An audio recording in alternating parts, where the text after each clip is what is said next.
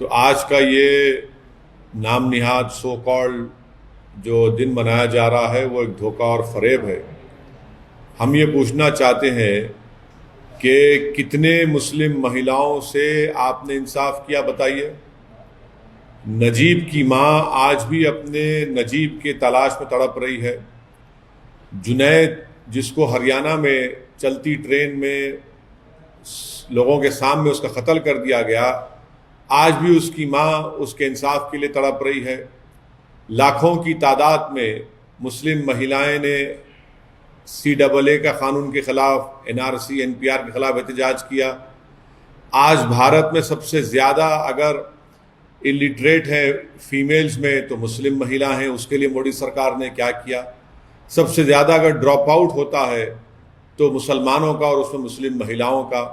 1 अगस्त को हुकूमत की जानिब से मुस्लिम विमेन राइट्स डे के तौर पर मनाने का ऐलान किया गया है और मुख्तार अब्बास नकवी जो कि बीजेपी के लीडर हैं, उन्होंने ये बात कही है कि ये तारीख को 3 तलाक कानून पास किया गया और ये दिन मुसलमान औरतों के हक और इंसाफ के दिन के तौर पर पूरे मुल्क हिंदुस्तान में मनाया जाएगा। इस पर हम ये कहना चाहते हैं कि मुस्लिम खवातीन को आजादी आज से 1400 साल पहले ही मिल चुकी। बीजेपी गवर्नमेंट का स्टेटमेंट आया है कि 1 अगस्त को मुस्लिम वुमेन्स राइट डे मना रहे हैं। देखिए, ये जो है मुनाफिकत की और डबल स्टैंडर्ड की एक हाइट है, क्योंकि किस मुस्लिम औरतों के हुकूक के बारे में ये बात कर रहे हैं। जब गुजरात में उसी मुस्लिम औरतों का रेप हो रहा था और मुस्लिम औरतों के फैमिली मेम्बरों की जान जा रही थी, उस वक्त क्यों नरेंद्र मोदी उनके हक के लिए बात नहीं कर रहे? वो तो उस वक्त के चीफ मिनिस्टर थे। क्यों उनके हक के लिए कौन बात करेगा? अब मुजफ्फरनगर दंगे हो या दिल्ली दंगे हो जिसमें लोगों की जानें गई हैं, मुस्लिम औरतों की फैमिली मेम्बर्स की जानें गई हैं, उन मुस्लिम औरतों के हक के बारे में कौन बात करेगा?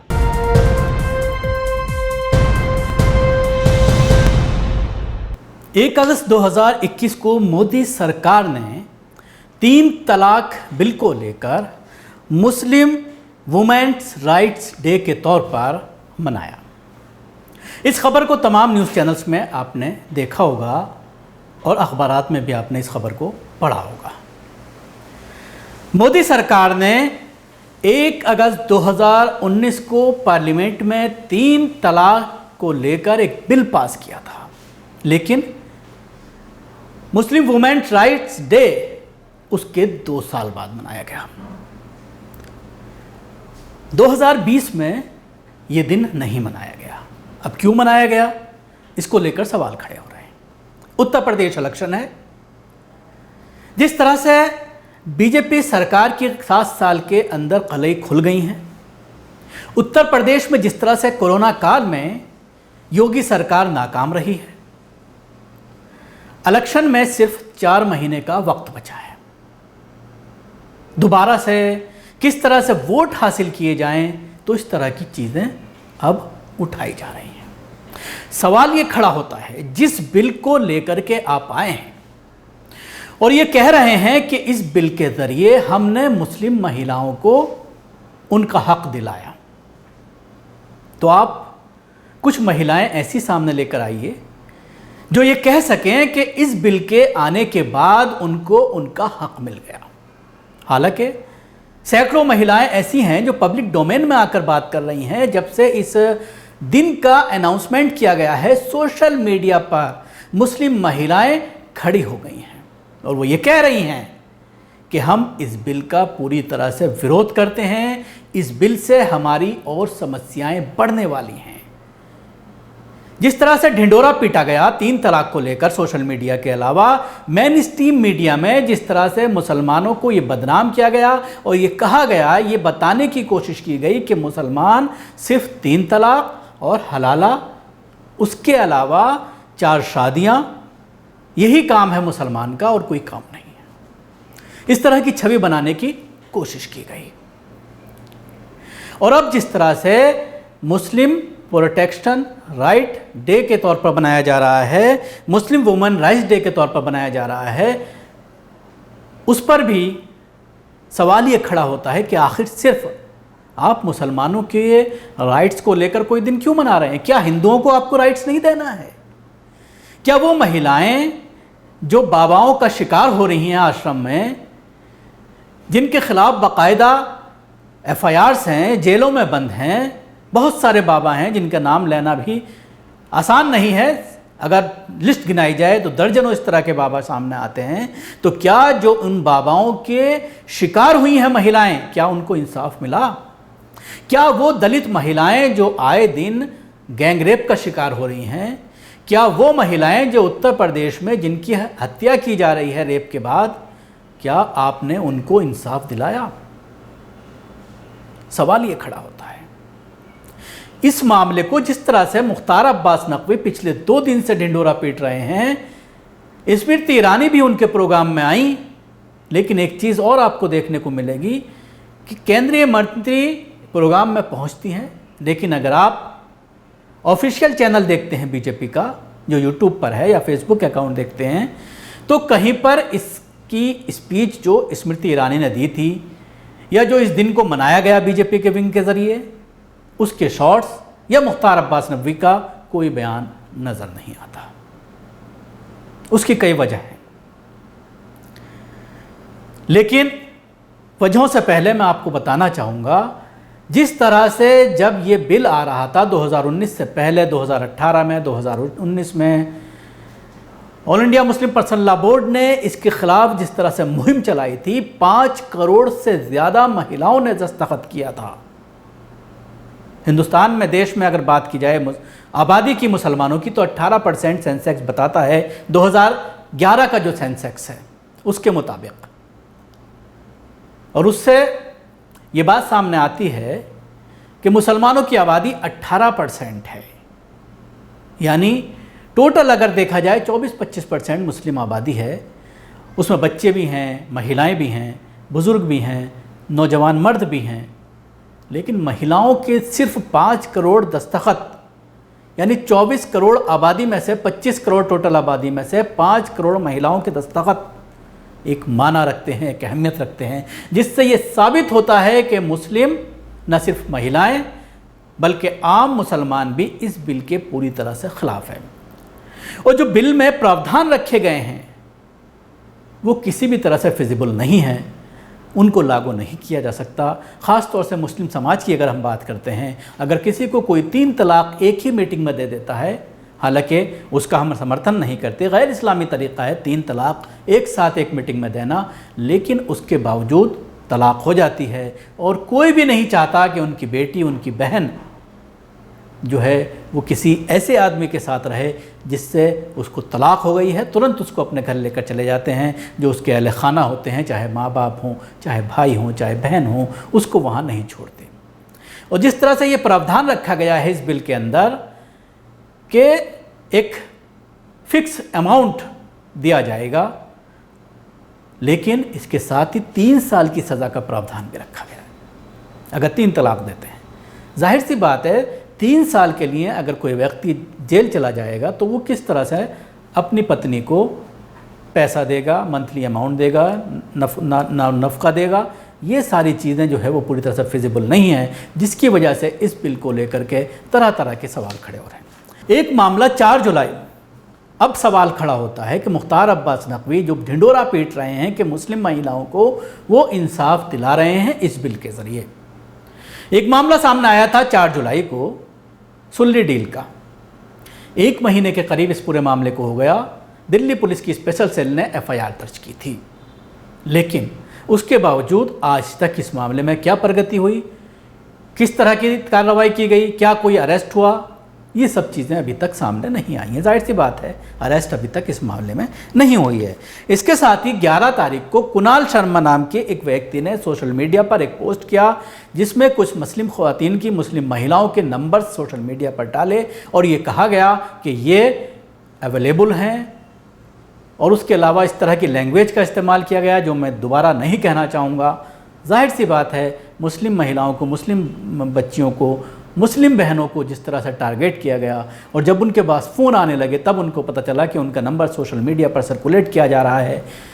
गाज़ियाबाद पुलिस तक मामला पहुंचा। गाज़ियाबाद पुलिस ने ये कहा कि ये हमारे यहाँ नहीं रहता, ये शादरा में रहता है, लेकिन शादरा इलाके के DCP, उसके अलावा साइबर सेल के DCP, सब लोग ये कह रहे हैं कि हमारे पास इस तरह का कोई मामला आज तक आया ही नहीं। जाहिर सी बात है जिन महिलाओं के नंबर सोशल मीडिया पर शेयर किए गए उन्होंने अभी तक कोई कंप्लेंट नहीं की होगी।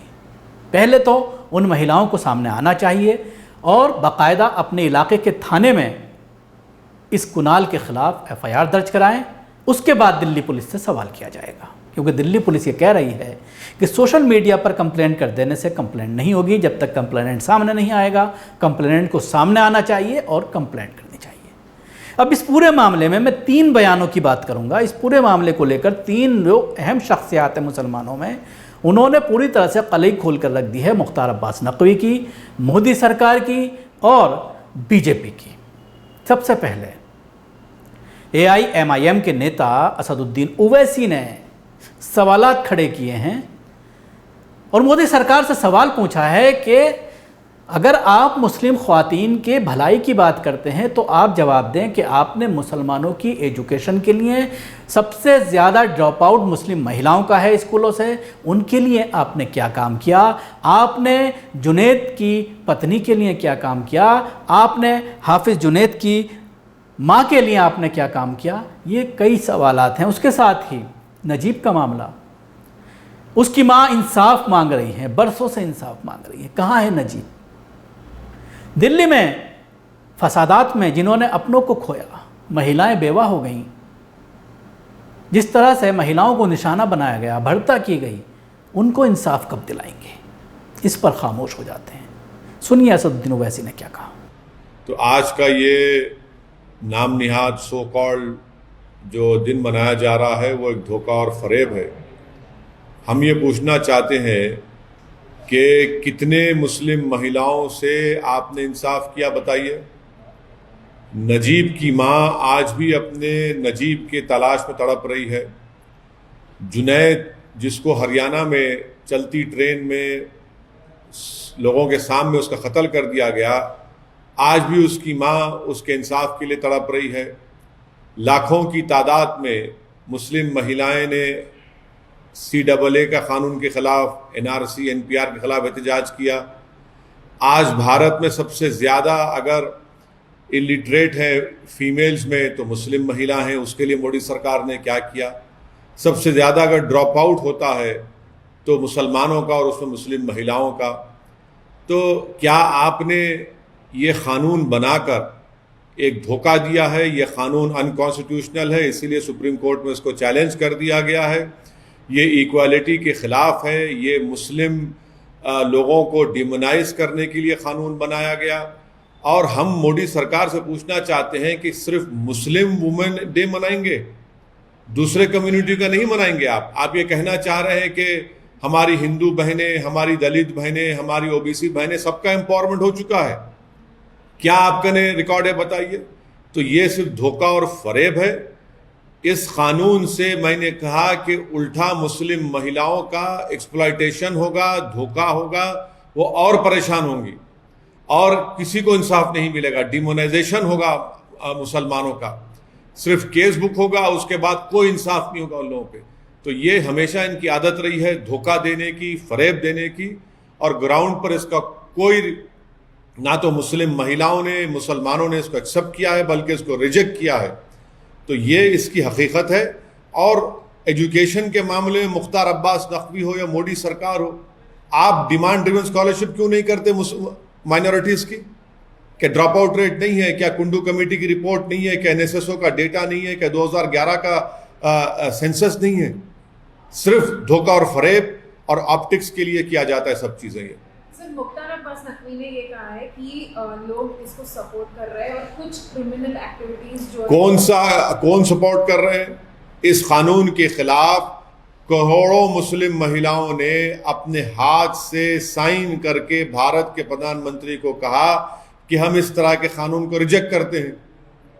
ये वो उन लोगों की आप बात क्यों नहीं करते? ग्राउंड पर इसका कोई इंप्लीमेंटेशन नहीं है। बर्डन ऑफ प्रूफ मुस्लिम महिलाओं पर डाल दिया गया और आप इसको ये कह रहे हैं कि अगर कोई जेल को भी जाएगा तो शादी रहेगी। इस मुल्क में अगर कानून बनाना है, मैं मोदी सरकार को कह रहा हूं कि डिजर्शन पर कानून बनाइए। वो मर्द जो अपनी बीवी को शादी भी करते हैं और अपने साथ नहीं रखते हैं, उनको छोड़ देते हैं, डिजर्शन पर कानून बनाइए ना। आप डिजर्शन पर कानून नहीं बनाते और अगर इस कानून के तहत किसी मुसलमान को सजा होगी तो 3 साल और नॉन मुस्लिम को होगी तो 1 साल। क्या कर रहे हैं आप? डेमोनाइज कर रहे हैं पूरी कम्युनिटी को, और मुस्लिम महिलाओं से ये नाइंसाफी और एक्सप्लॉयटेशन और ज्यादा होगा इस कानून के तहत। इसके साथ ही all India Muslim personal law board की वुमेन विंग की अध्यक्ष हैं अस्मा जहरा, उन्होंने भी इस पर सवालात खड़े किए। 1 अगस्त को हुकूमत की जानिब से मुस्लिम विमेन राइट्स डे के तौर पर मनाने का ऐलान किया गया है, और मुख्तार अब्बास नकवी जो कि बीजेपी के लीडर हैं, उन्होंने ये बात कही है कि ये तारीख को 3 तलाक कानून पास किया गया और ये दिन मुसलमान औरतों के हक और इंसाफ के दिन के तौर पर पूरे मुल्क हिंदुस्तान में मनाया जाएगा। इस पर हम ये कहना चाहते हैं कि मुस्लिम खवातीन को आजादी आज से 1400 साल पहले ही मिल चुकी। मुस्लिम खवातीन अपने समाज में, अपने पर्सनल लॉज में खुश हैं, और बहसते बीवी, बेटी, बहन और माँ के जो हुकूक उनको मिलते हैं उसमें वो किसी भी तरह की मदाखिलत हरगिज नहीं चाहते। इस बात का इजहार मुस्लिम खवातीन ने दस्तखती मुहिम में भी किया था, और जब 3 तलाक बिल लाने की हुकूमत कोशिश कर रही थी उस वक्त भी ना सिर्फ यानी लाखों की तादाद में नहीं बल्कि करोड़ों की तादाद में मुस्लिम खवातीन ने प्रोटेस्ट में और रैलीज में हिस्सा लेकर ये बात कही थी कि वो शरीयत में मदाखलत नहीं चाहती और 3 तलाक कानून की मुखालिफत करती हैं। हम ये समझ नहीं पा रहे हैं कि आखिर बीजेपी सरकार को मुस्लिम खवातीन से हमदर्दी भी है, और साथ ही साथ हम समझ नहीं पा रहे हैं कि जो नजीब की माँ एक मुस्लिम खातून है, जो हाफिज जुनैद शहीद हुए उनकी अम्मी भी एक मुस्लिम खातून है, और इसी तरीके से कई ऐसे बेकसूर नौजवान जो लिंचिंग में मारे जा रहे हैं उनकी अम्मियां भी मुस्लिम खवातीन हैं। वो मुस्लिम खवातीन के हुकूक की हुकूमत को फिक्र नहीं, और मजहबी उमूर में मदाखिलत करके हुकूमत ये बताना चाहती है कि हम मुस्लिम खवातीन को इंसाफ देना चाहते हैं। जब सीए, एनपीआर, एनआरसी के प्रोटेस्ट हुए तो उसकी जो लीडरशिप की कमान थी वो भी मुस्लिम खवातीन ने ही संभाली थी, और उस वक्त मुस्लिम खवातीन अपने दस्तूरी हुकूक, कॉन्स्टिट्यूशनल राइट्स का मुतालबा कर रहे थे। उस वक्त उनको बदनाम किया गया मीडिया की जानिब से, और हुकूमत ने शाहीन बागों को खत्म करने की कोशिश की, और वो भी मुस्लिम खवातीन थी, लेकिन हुकूमत जो है उनसे कभी बात करना नहीं चाहिए। तो हम ये पूछना चाहते हैं, ये आखिर कौन सी मुस्लिम खवातीन है जिनको वो हक देना चाहते हैं, इंसाफ देना चाहते हैं? हम सवाल करते हैं और पूछते हैं कि आज मुल्क के सामने जब बहुत ही अहम इश्यूज, बर्निंग इश्यूज हैं जिसकी तरफ तवज्जो देना बहुत ज्यादा जरूरी है, अहम उमूर से तवज्जो हटाकर सारे लोगों को फिर तलाक के मौजू पर और मुस्लिम खवातीन के हुकूक के मौजू पर बिजी कर देना दरअसल हमारे मुल्क हिंदुस्तान के साथ उसके इंटरेस्ट और उसके मफाद में बिल्कुल नुकसानदेह है, ये ज्यादती है। हुकूमत को चाहिए कि जो रियल इश्यूज हैं, रियल एजेंडा है, उसकी तरफ तवज्जो दे। आगे यूपी इलेक्शंस आने वाले हैं, लिहाजा हुकूमत हर मसले को हिंदू मुस्लिम बनाना चाहती है, मुस्लिम औरत को हदफ बनाना चाहती है और मुसलमानों के मजहबी कवानीन को निशाना बना रही है। ये तमाम कामों की हम सख्ती से मजम्मत करते हैं और मुतालिबा करते हैं कि हुकूमत जो है मुसलमान खवातीन के हुकूक के मामले में ज्यादा फिक्र ना करे, बल्कि मुल्क के मफाद में जो अहम काम है उन कामों की तरफ तवज्जो दे ताकि मुल्क तरक्की की राहों पर आगे बढ़ सके। अनीस अहमद जो सेक्रेटरी हैं पॉपुलर फ्रंट ऑफ इंडिया के, उन्होंने भी एक छोटा सा वीडियो जारी कर इस पूरे मामले पर सवालात खड़े किए। बीजेपी गवर्नमेंट का स्टेटमेंट आया है कि 1 अगस्त को मुस्लिम वुमेन्स राइट डे मना रहे हैं। देखिए, ये जो है मुनाफिकत की और डबल स्टैंडर्ड की एक हाइट है, क्योंकि किस मुस्लिम औरतों के हुकूक के बारे में ये बात कर रहे हैं। जब गुजरात में उसी मुस्लिम औरतों का रेप हो रहा था और मुस्लिम औरतों के फैमिली मेम्बरों की जान जा रही थी, उस वक्त क्यों नरेंद्र मोदी उनके हक के लिए बात नहीं कर रहे? वो तो उस वक्त के चीफ मिनिस्टर थे, कि उनके हक के लिए कौन बात करेगा? अब मुजफ्फरनगर दंगे हो या दिल्ली दंगे हो जिसमें लोगों की जानें गई हैं, मुस्लिम औरतों की फैमिली मेम्बर्स की जानें गई हैं, उन मुस्लिम औरतों के हक के बारे में कौन बात करेगा? और वही मुस्लिम औरतें जब सीए के खिलाफ प्रोटेस्ट कर रही थी, यही बीजेपी के लोग तो उन्हें एंटी नेशनल कह रहे थे। उन मुस्लिम औरतों के जो सिटीजनशिप राइट्स हैं और डेमोक्रेटिक राइट्स हैं उसके बारे में कौन बात करेगा? तो बीजेपी जो है ये एक जो दोगलापन कर रही है कि जब मुस्लिम वुमेन्स की राइट उनके पॉलिटिकल एजेंडा में सूट होते हैं तब बात करेंगे, लेकिन जब मुस्लिम औरतों के हुकूक और राइट्स को जब ये लोग ही प्रॉब्लम करते हैं तब ये लोग खामोश रहते हैं। और हम तो यहाँ कहते हैं कि सिर्फ मुस्लिम वुमेन्स के राइट्स क्यों मना रहे हैं आप? हिंदू वुमनों को भी हक दीजिए। वो हिंदू औरतें जिनका रेप, सेंगार या फिर चिन्मयानंद जैसे लोगों पर इल्ज़ाम है, उनको हक कौन दिलाएगा? तो नरेंद्र मोदी जी को और बीजेपी को पता होना चाहिए कि आवाम जो है, खासकर मुस्लिम समुदाय और इंडिया की आवाम जो है, ऐसे दोगलेपन को नहीं मानेगी और ऐसी चीज़ कोई खरीदेगा नहीं। तो उनके जो मगरमच्छ के आंसू हैं, ये कोई मानने वाला नहीं है। तो उन्हें इन चीज़ों से अपने आप को रोकना चाहिए कि कोई भी इससे और बेवकूफ़ होने वाला नहीं है। तो सुना आपने इन तीनों शख्सियात को किस तरह से सवालात खड़े किए गए हैं और इनके सवाल पूरी तरह से वाजिब हैं। इनका जवाब मोदी सरकार को देना चाहिए। शुक्रिया। आपको हमारी कोशिश कैसी लगी ज़रूर बताएं। हमारे YouTube चैनल को सब्सक्राइब करना ना भूलें। इसके साथ ही बेल आइकन ज़रूर दबाएं। धन्यवाद। सभी अहम खबरों के लिए न्यूज़ MX को सब्सक्राइब करें, साथ ही बेल आइकॉन को जरूर दबाएं। लाइक, शेयर, कमेंट करना ना भूलें।